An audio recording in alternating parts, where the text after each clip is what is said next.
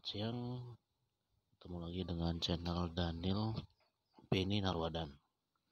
Untuk siang ini saya akan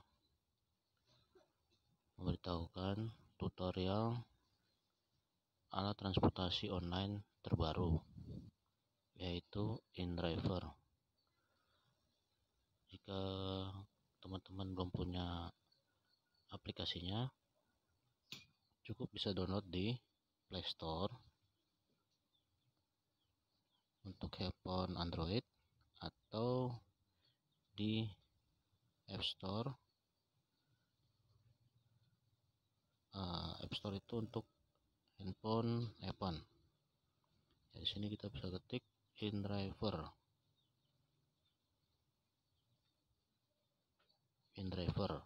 Nah, di sini saya sudah download dan di sini diminta untuk update. InDriver ini sudah ada di Indonesia, pertama kali di Jakarta, itu pada tahun 2019 ya. 2019 InDriver masuk di Indonesia itu awal mulanya hanya khusus mobil. Namun makin bertambahnya peminat, makin banyaknya konsumen, pemakaian, makin banyak juga masukan kepada InDriver. Akhirnya InDriver membuka alat transportasi menggunakan motor atau InDriver bike. Nah, sementara kita menunggu update aplikasi saya, kita bisa kembali lagi ke aplikasi InDriver. Oke, di sini tampak InDriver. Kembalikan kebebasan ke tangan Anda. Di sini InDriver sudah digunakan di seluruh dunia 80 juta pengguna. Mari kita menunggu. Saya akan jelaskan sedikit. InDriver ini alat transportasi di mana kita bisa berpergian,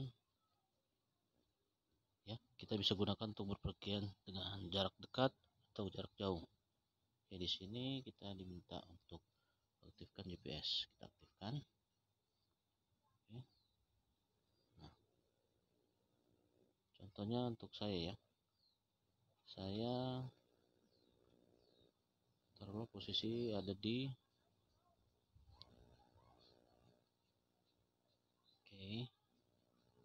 posisi ada di Monas ya.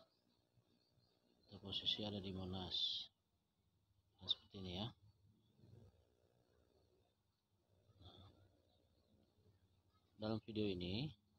Dalam tutorial video ini saya akan menjelaskan dan mengenalkan alat transportasi InDriver kepada teman-teman yang baru tahu atau sebelumnya sudah tahu dan yang belum tahu. Contoh di sini posisi saya ada di Monas ya. Posisi saya ada di Monas. Ya, ini Silang Monas ya. Di sini Silang Monas. Oke, kita bisa lihat ada berapa driver pengguna atau driver mobil atau driver motor ya, pengemudinya ada berapa. Kita klik di posisi kita ya. Kita mulai dari mobil. Oke, lokasi jemput sudah ditentukan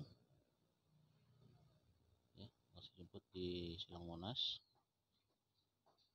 Tujuannya kemana? Kita bisa klik. Oke, Pasar Baru.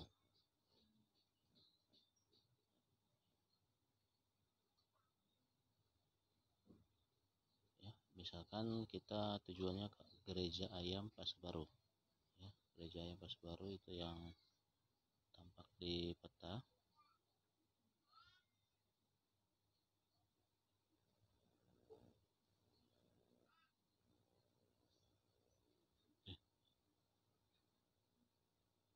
Misalkan kita rubah ya, kita rubah posisi pengantaran kita di lapangan banteng ya, untuk penjemputan, lokasi penjemputan Monas. Oke, tujuan kita di Monas. Nah, di sini kita sudah dikasih tahu ada jarum yang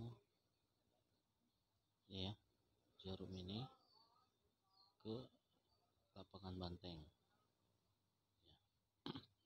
Di sini kita sudah dikasih harganya. Untuk teman-teman yang belum tahu kenapa langsung ada harga 14.000 tunai, itu karena harga yang sudah tertera dalam tarif in-driver ya, tarif in-driver.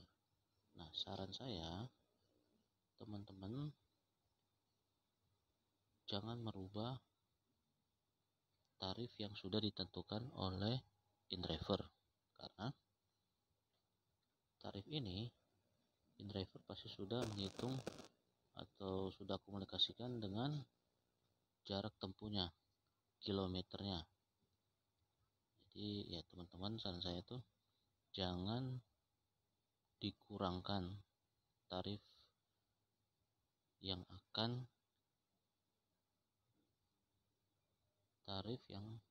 akan dituju ya. Di sini menggunakan kendaraan mobil dalam 14.000 ya. Kalau teman-teman menggunakan in-driver bike, kita bisa klik. Nah, di sini ada tarifnya 10.000 ya, 10.000. Di sini 10.000. Nah, saran saya juga jika teman-teman menggunakan in-driver motor, janganlah mengurangi, karena baik mobil atau motor, tarif itu sudah sistematis yang ditentukan oleh in-driver ya, karena in-driver sudah melihat jarak tempuhnya, berapa harga pantas untuk dibayarkan kepada pengemudi ya. Misalkan teman-teman menggunakan mobil, kemudian dari si pengemudi itu pasti dan akan menambahkan tarifnya sesuai standar ya.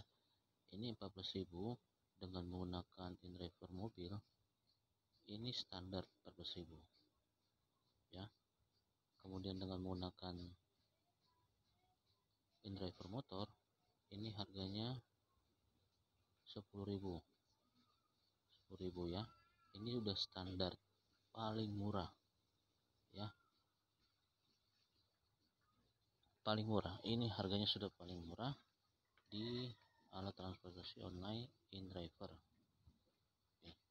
Kemudian kita bisa klik ya. Setelah kita sudah menentukan titik jemput, titik pengantaran, dan timbul tarifnya ya, saya kembali sarankan jangan mengurangi ya, jangan mengurangi. Dan saya juga tidak menyarankan untuk teman-teman untuk menambahkan ya. Kalau mungkin di antara teman-teman ada yang berbaik hati, dermawan hati, silakan tambahkan 1.000 perak kah, atau 2.000 perak kah, atau 15.000 jadi totalnya ya. Dan kalau untuk mobil ya silakan tambahkan 1.000 perak menjadi 15.000.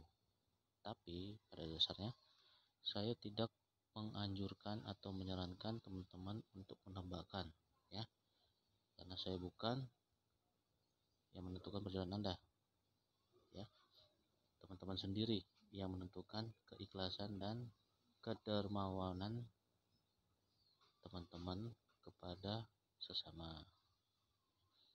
Di sini kita mulai dari mobil, motor. Lanjut, setelah kita menemukan titik penjemputan dan titik pengantaran,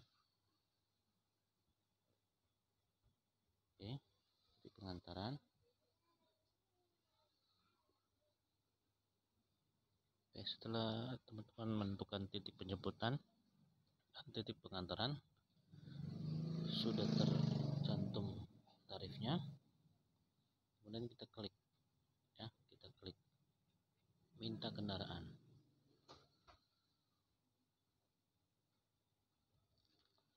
Nah, di sini tampilan minta kendaraan seperti ini. Ya, di InDriver ini kita bisa milih, karena yang masuk ke aplikasi teman-teman ada 1, 2, 3, 4, 5, 6, 7.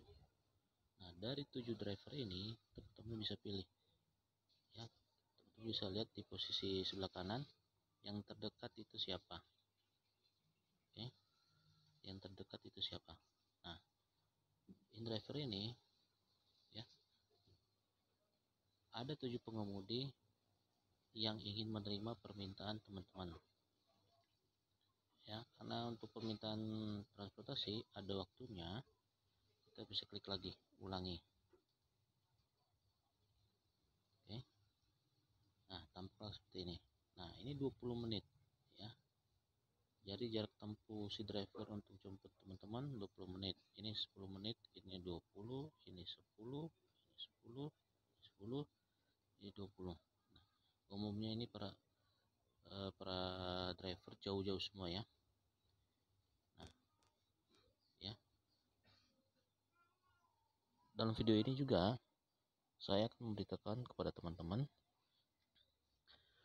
dalam pengodoran transportasi InDriver melalui aplikasi, ya, kita bisa lihat estimasi waktu jarak penjemputan driver ke kita atau ke tempat penjemputan teman-teman di mana berada. Saran saya juga untuk teman-teman menggunakan aplikasi InDriver, saran saya itu orderlah pengemudi InDriver, jangan terburu-buru, ya.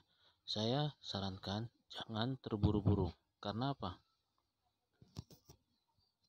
Ya, yang sudah pernah terjadi dan termasuk saya sudah pernah alamin dalam pengodoran alat transportasi InDriver, misalkan teman-teman terburu-buru, ya.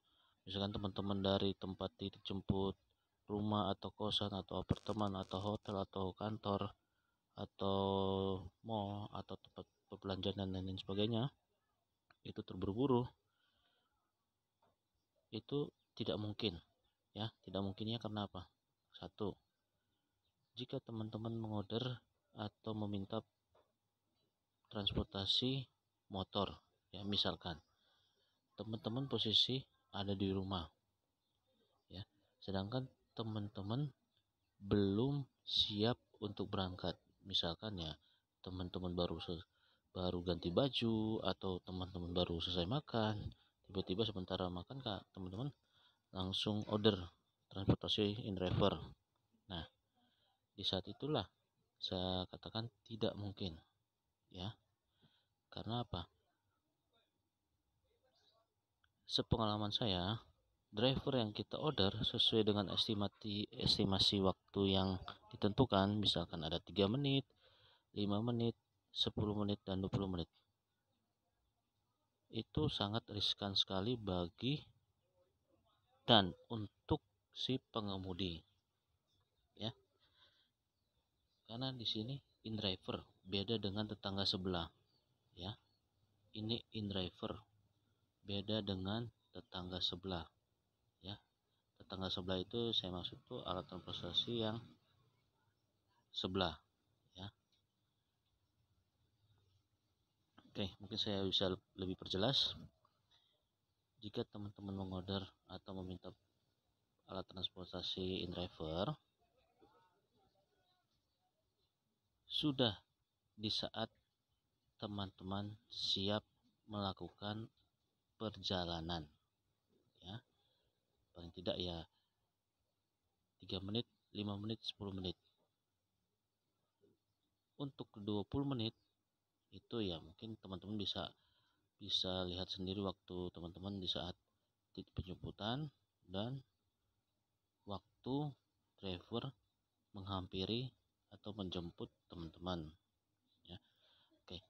Nah, sebelumnya itu saya kembali lagi, di InDriver ini ada waktu atau masa atau jenjang waktu driver menjemput kita.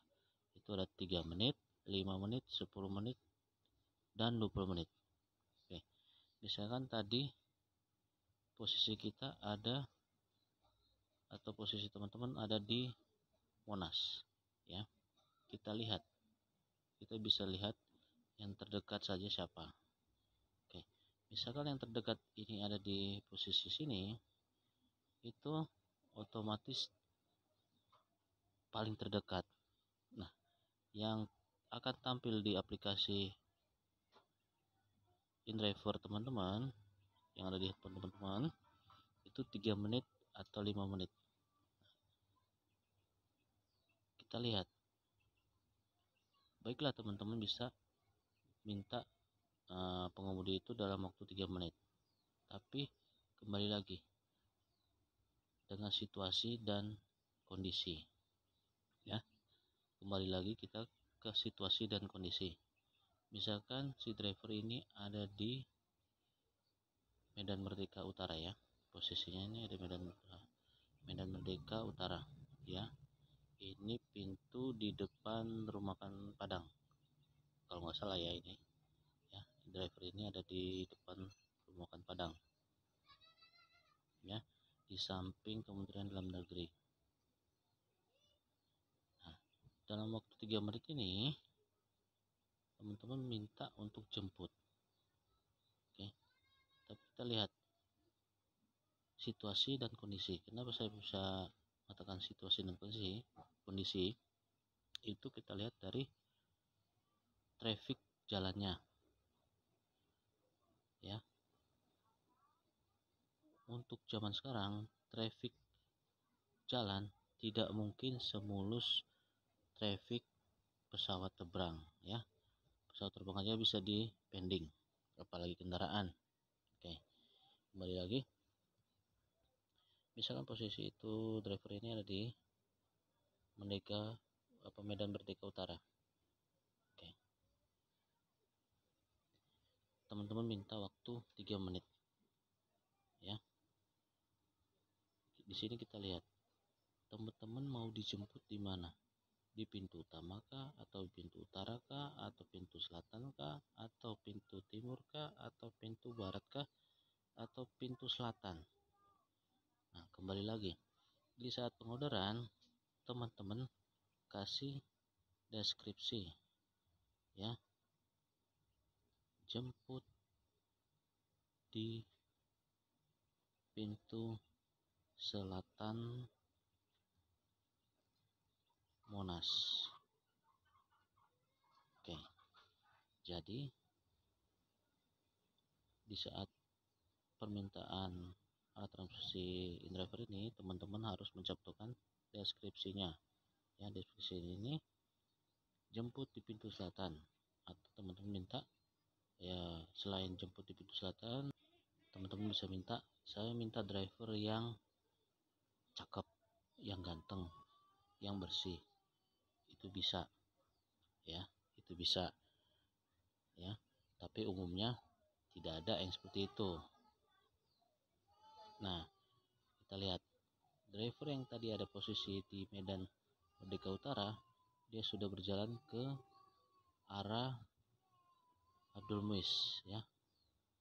Medan Merdeka sini barat, ya. Kemungkinan dia akan berbelok ke Medan Merdeka Barat karena dia mencari-cari posisi kita. Oke. Kembali lagi, yang saya katakan tadi 3 menit 5 menit. Oke ya, kembali yang saya katakan lagi tadi, lihat kondisi dan situasi jalan. Oke, menurut teman-teman mungkin bisa 3 menit, bisa 5 menit. Oke, tapi lihat resikonya untuk atau bagi si driver ya. 3 menitkah dia akan sampai ke pintu selatan Monas, atau 5 menitkah ke pintu selatan Monas ya. Kita berbicara di estimasi waktu 3-5 menit dulu ya, karena kalau kita berbicara waktu estimasi penjemputan 10-20 menit itu sudah pasti teman-teman tahu itu yang paling jauh ya. 3 menit sampai 5 menit itu pasti ada sekitaran di dekat posisi kita ya. Oke, estimasi penjemputan dari kita ke driver itu 3 menit 5 menit. Oke, kita kembali lagi, jangan sampai kita tergesa-gesa ya, karena kalau tergesa-gesa itu ya kita semua juga tahu tidak bagus ya, tidak nyaman. Lebih bagusnya untuk in-driver ini kita ya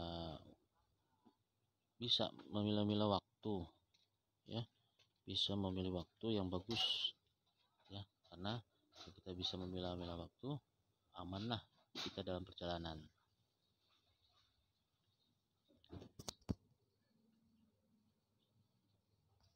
Ya, mungkin untuk tutorial video in-driver saya ini cukup singkat dulu. Jikalau teman-teman ada pertanyaan mengenai alat transportasi in-driver, teman-teman bisa komen di kolom komentar ya, bisa bertanya kepada saya. Bagi teman-teman yang belum paham, yang belum mengerti, atau yang baru tahu dari saudara atau dari teman atau dari orang tua, silakan teman-teman komen di kolom komentar ya. Teman-teman bisa bertanya langsung di kolom komentar, bertanya kepada saya mengenai aplikasi in-driver ini ya, karena aplikasi in-driver ini sangat baru untuk kita yang berada di umumnya di Indonesia, khususnya ya karena saya berada di Jakarta, khususnya di Jakarta ya. Saya tunggu untuk komen dari teman-teman di dalam komentar. Jika teman-teman belum tahu, belum paham, atau baru tahu, atau baru akan mencoba, silakan komentar di kolom komentar. Untuk itu sebelumnya subscribe channel saya, like dan komen di kolom komentar ya. Saking makin banyak teman-teman komentar, saya akan memberikan tutorial kembali cara menggunakan aplikasi in-driver ini. Cukup sekian tutorial penggunaan aplikasi in-driver transportasi online yang baru di Indonesia. Terima kasih.